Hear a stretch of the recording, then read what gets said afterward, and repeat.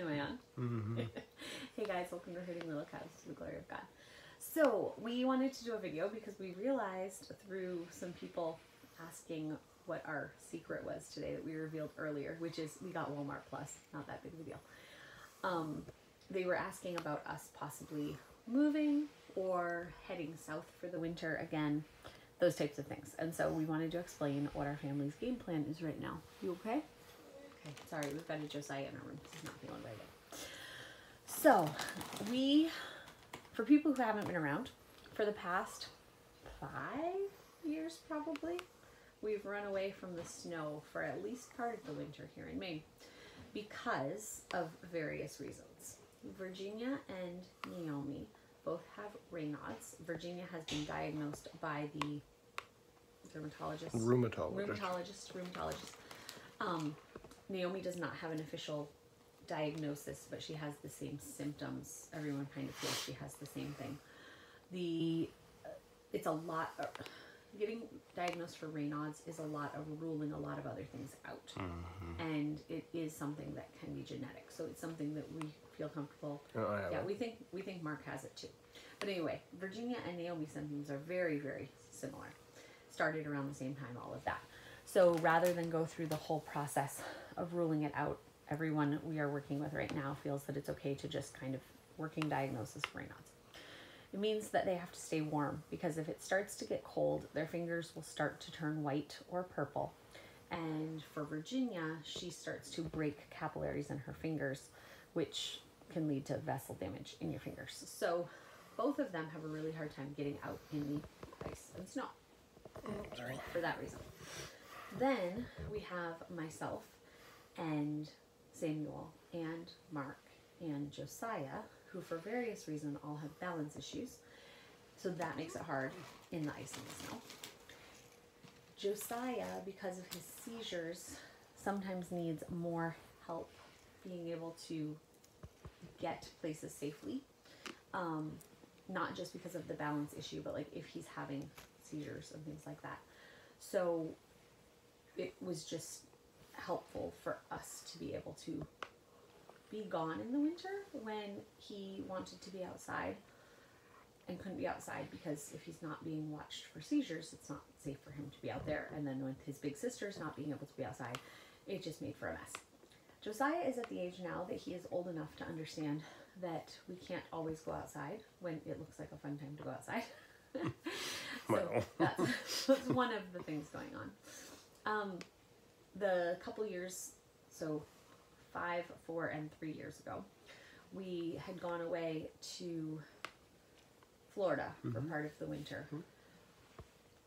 Our trip 3 years ago was cut short because COVID happened. So COVID happened 4 years ago. 3 winters ago? You know what? I can't keep track. It doesn't matter. So anyway, not the year COVID hit. The year of 2020, we were in, we went down to go to a conference. Well, that was part of the going down. We went to a conference. We stayed with friends in Florida. That was the year Naomi broke her collarbone. All of that stuff. COVID happened while we were there. We were hearing stories about praying for the Christians in China for this disease thing that was going around, and nobody really knew what this sickness was. By the time we got home, we know people who were sick while we were traveling that probably had COVID, but it wasn't being tested yet. That's the year we got home, and I did the $75 challenge for our YouTube channel. And about 2 days after, so we did the $75 challenge for a week. I went shopping, and about 2 days later, you could not find flour, you could not find yeast, you could not find stuff. Toilet paper. And toilet paper, all those things. So that was the year of 2020. We got home, we had restocked luckily right before that happened, and we had friends in places that were able to get us flour and things legally. No black market stuff going on. But just friends who were in places who could tell us like, oh, there's a shipment coming in. So that type of thing. That was great. So we got that in 2020. 2021 we made the trip to, we were going to stay in Tennessee with our friends for a week, then head on to Florida, stay for a little while and come home. That year, we got exposed. We don't know So we think a couple of the children got COVID, but we know for sure that we were exposed in Tennessee. So we made the decision to cut our trip short so that we could come back to Maine, because I did not want to be sick with COVID in a camper, and I did not want to quarantine in Florida. All selfish reasons. I wanted to be able to be sick in my own home and be able to spread out. So we did not go to Florida that year, and we were only gone for a short time. The next year was 2022. We did a trip that was a few months. 4. But that was the year. No. 2021 was also the year that we were planning to be home in time to not be traveling during the presidential. What turned out to be the January 6th riot? Yeah, the January 6th riot stuff. I had just had this feeling that we should be home before presidential inauguration, because it had been a crazy year of voting and all the stuff that went on there. No matter which side of politics you are on, everyone knows that that was a crazy year of voting and who won and all of that stuff. So, and by the way, I vote for a third candidate. I voted for a third candidate. What were either of these idiots? It wasn't my fault. Can't blame me. But anyway, I just felt we should be home before that happened, which ended up being a good thing. Not that it would have actually affected our travels. But, okay, back to the next year. We went to Tennessee for 4 months and went down to visit Florida during that time. If you've watched our videos about Virginia and Wayland and their relationship, that trip down to Tennessee, we knew that Wayland was interested in Virginia, but Virginia did not know that Wayland was interested in Virginia, and Wayland had been told that he was not allowed to court Virginia. So you can watch that video series for different things, but Wayland spent time with us while we were on that trip, and actually went to Florida with us when 3 weeks. we were on that trip. He went for 3 weeks. Virginia.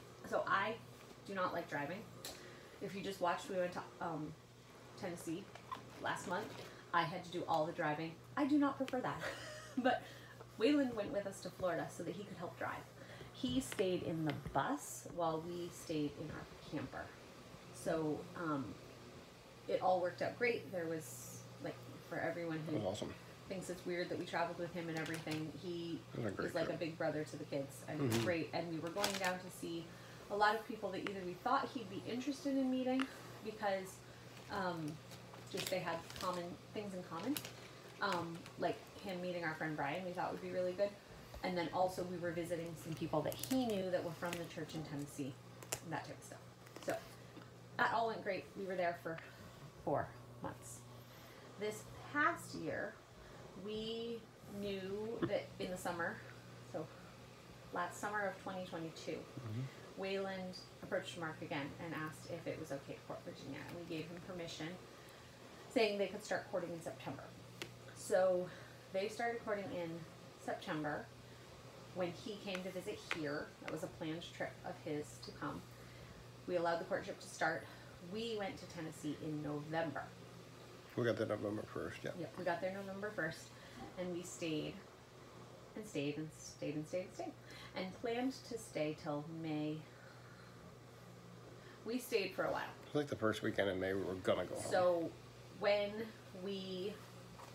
while we were down there, things happened with courtship, things were good, all of that, and definitely a couple things happened on a certain weekend. Wayland was very attentive to Virginia's needs and hurts that happened that weekend, and we decided that they were ready to get married. He showed himself to be the true man she needed. So we told him, okay guys, you can get married, but you have to get married on this date, which happens like this weekend, which happens to be 5.5 weeks away, or you can wait till September to get married. And they decided they didn't want to wait. They decided she didn't want to come home to Maine. We didn't actually give them an ultimatum. There was just 2 separate dates, and they chose the earlier, which we kind of thought they would. But it just, how it had to work out, that's what happened. So they ended up coming back to Maine for their honeymoon, and everything was great. So all of that to say, we've had very confusing winters over the past 5 years. And this winter, we are doing something totally different. We're not doing We're this. having a baby after 40. We are. we're having a baby, but that is not specifically why we're staying here this winter.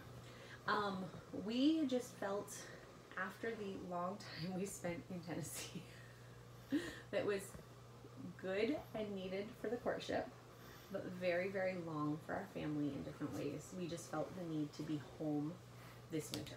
This was before the pregnancy happened. I mean, I was hoping that maybe we'd be pregnant, but that wasn't the plan of why we were here. So we had decided this summer that we were going to go to Tennessee sometime for the fall, and then it just happened to work out that October was a good month for us to go. It helped us extend our summer here so that we could spend more time outside, because Tennessee's still beautiful that time of year, but we also got to enjoy summer here in Maine, and we got home before snow flies. We could get the house ready for winter, all of those things that go on. So we went on our trip, came home, and we are now home for the entire winter. Baby is due in May, and so we're probably not headed anywhere till at least the end of June because probably July. I'm very, very a stickler, I guess you'd say, for getting my 6 weeks of rest after a baby. And so I've already said I'm not going anywhere. And bonding. And bonding, getting to start that breastfeeding journey and all of that stuff. But I'm very much, we stay home and I snuggle baby, and that's what happens for those 6 weeks. So we won't be traveling anywhere. Yeah, it works. It works great for all of us. So some of the reasons we decided to stay home this winter is living in a camper is doable, but difficult.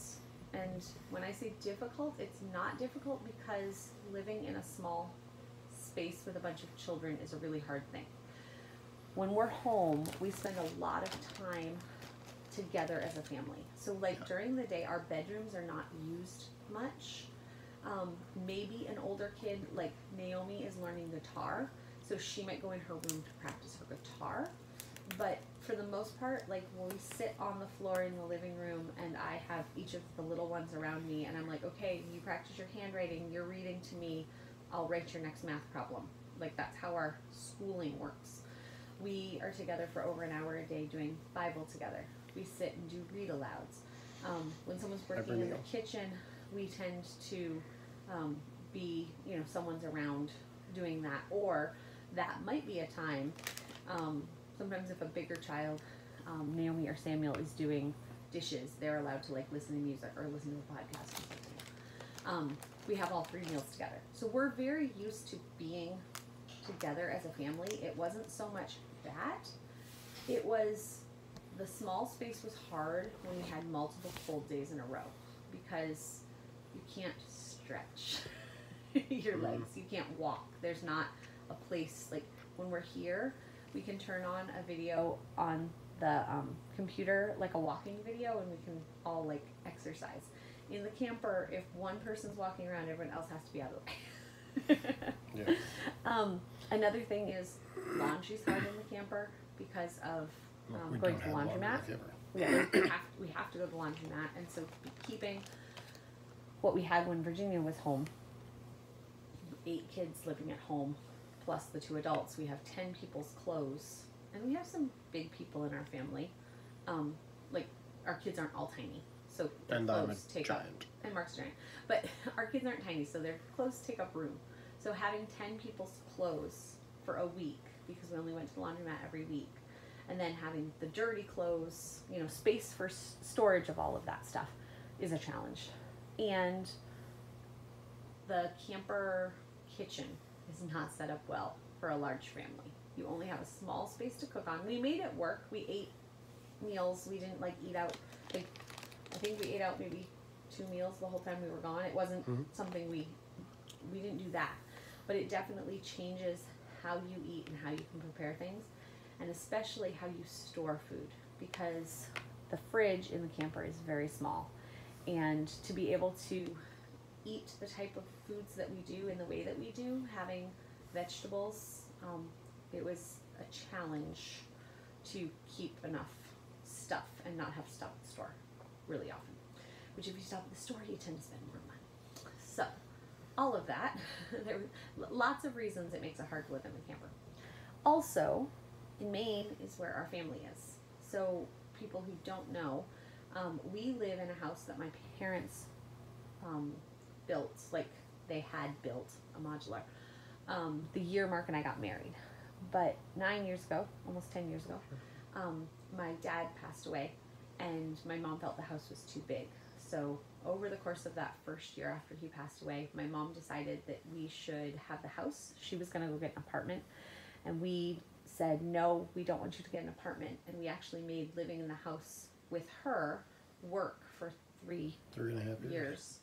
And then she decided to build a small house in the backyard. So we have the big house at the front of the property, and my mom has a small house on the property, and it gives her space, like if she wants to just leave in the middle afternoon and say, hey, I'm going to go down and take a nap, I'll come back up for supper, which happens. But my mom also works full time and has to work overnights. So sometimes, like she's a nurse, she works on call. So she has to take naps during the day sometimes. So it just works out great that she has her own space, but we still see her almost every day. So being gone from grandma for that whole time last winter was really, really hard. She came down to visit us, which was great, but is different, and it's nice to see her all the time.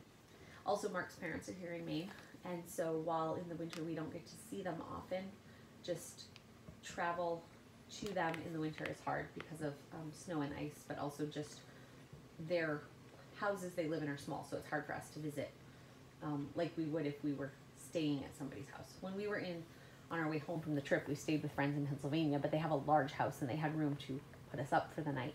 Mark's parents don't have that, so it makes it day trips to see them. So when we're in Tennessee, we can't see them at all for any of that time. Even if there was a need, it would have been hard to make that happen. Also, we have friends here that we want to be able to see. We have friends that live about 4 hours away that we hopefully will get to go see sometime this winter when it's not snowing and really gross up near the Canadian border, and get to visit with them because they've got a place we can stay and just get to spend time with their large family, just encouraging each other in the Lord, being part of a local church. When we're in Tennessee, we have a good church that we fellowship with. It's the church we had gone to and the church that Virginia and Waylon now go to. So I'm not saying anything against the church down there, but being part of a church here where we can make relationships and be with people, we feel is important, and we want to continue those relationships that we have. And now, because I'm pregnant, the medical care of just, I have my midwives right down the street that I went to my first appointment with my ultrasound, and my first appointment with my midwife, it went very well. I'm very happy with the care that I get at the local hospital. How many babies have we delivered at Penn Bay Medical Center? We have delivered 7? This will be number 8. Yeah, we've had 7. We've delivered 7 babies at the local hospital. And we have a very small hospital, so for people who know about the hospitals in their area, we have 2 delivery rooms. There's kind of a third, but it's very small. They don't usually use it. It's the closet. It's an expanded extra closet room in case there's somebody. Our operating room, which my mom works in, there are 4 operating rooms with kind of an extra closet if necessary.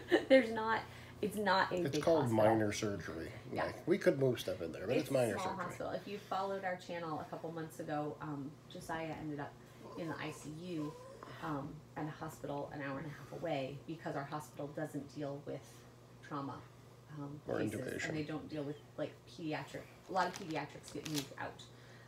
We've been there with a child who is being monitored, but if there's any bigger events, it's not a pediatric hospital type thing. So, but I'm very happy with the care that we get here, and they do send us off if we need to be sent off somewhere else. And I just enjoy the staff there and everything for delivering my babies. So I'm very excited to be home to have all of that care that's going to be happening. And then one of my biggest reasons of wanting to be home is being able to fit into a schedule. When we went to Tennessee last year, they have seasons. It's not that they're at the same temperature all year long, But because their seasons look so different from the Maine that I was used to having we moved to Maine when I was 7. I'm going to be 41 tomorrow, so it's been quite a while that I've lived in Maine. There's a difference when you really hunker down for the winter.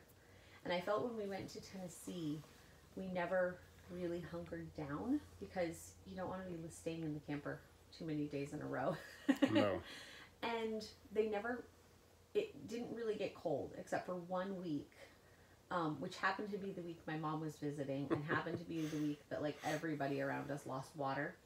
It was great. My mom was visiting that week, and the Airbnb multiple counties froze up. The Airbnb she stayed at was wonderful and let us come in and take showers and even let us offered to let us stay even though we weren't on the reservation, because they knew how bad the water situation was everywhere. So it was great that we got to go take showers there. So it was an odd week that it was so cold. We didn't really notice how cold it was because we had the ability to be with my mom, and it was just in a it was house different. where we could walk around we were in a and house do stuff. We actually went out and did things with my mom while she was there. So there wasn't the long-lasting cold.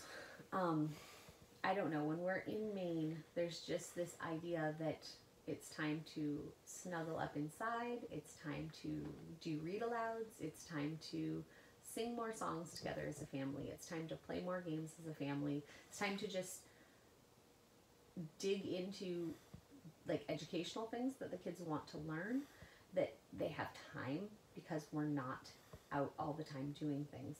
And as a homeschool family, if you watch when we're away, our trips to Tennessee and stuff, because it's hard to be in the camper all the time, we go out and do a lot of stuff. But when we're home, we spend a lot of time in our house on our own property.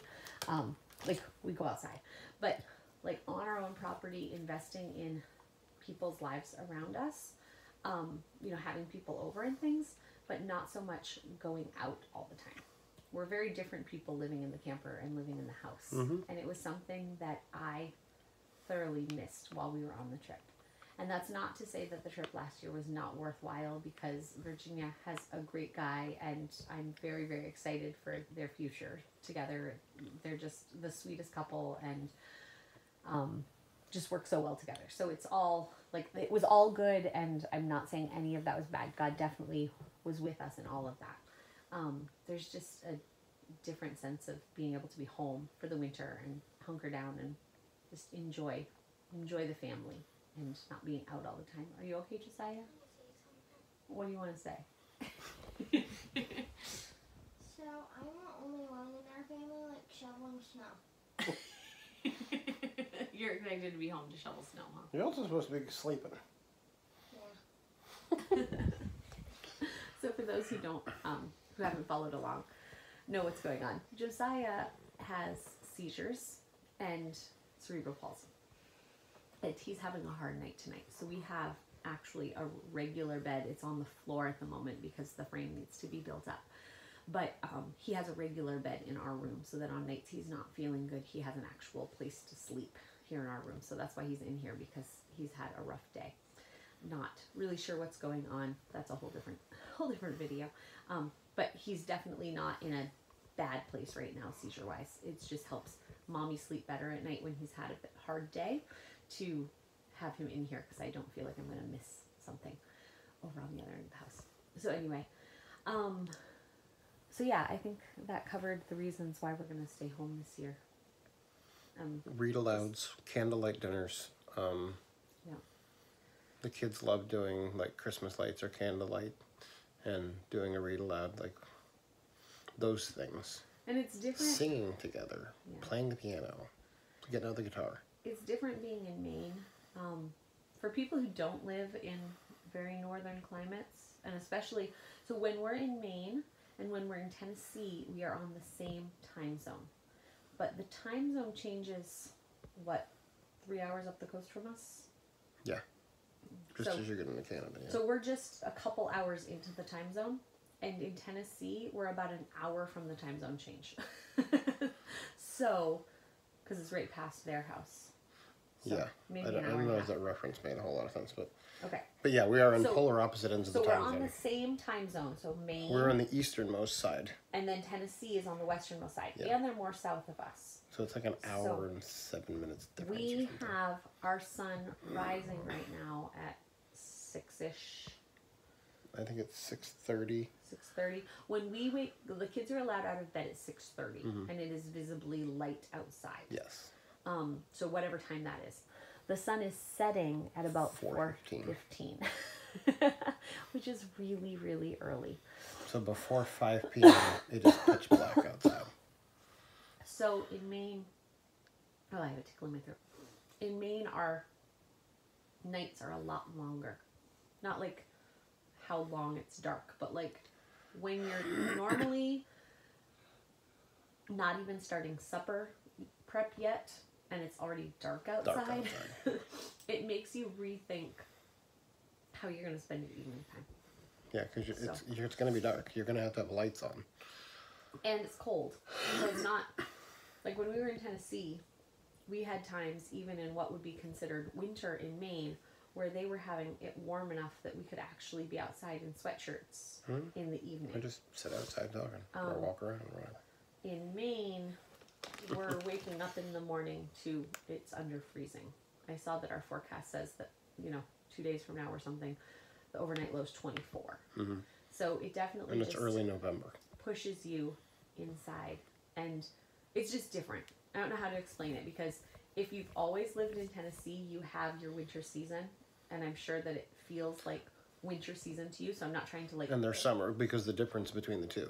We never Right. did the summer in I'm not Tennessee. trying to belittle your winter season at all. I'm just saying, because I was so used to like a deep, dark winter, your not so deep, not so dark winter felt like fall to me. And so I just never fully got that time of rest.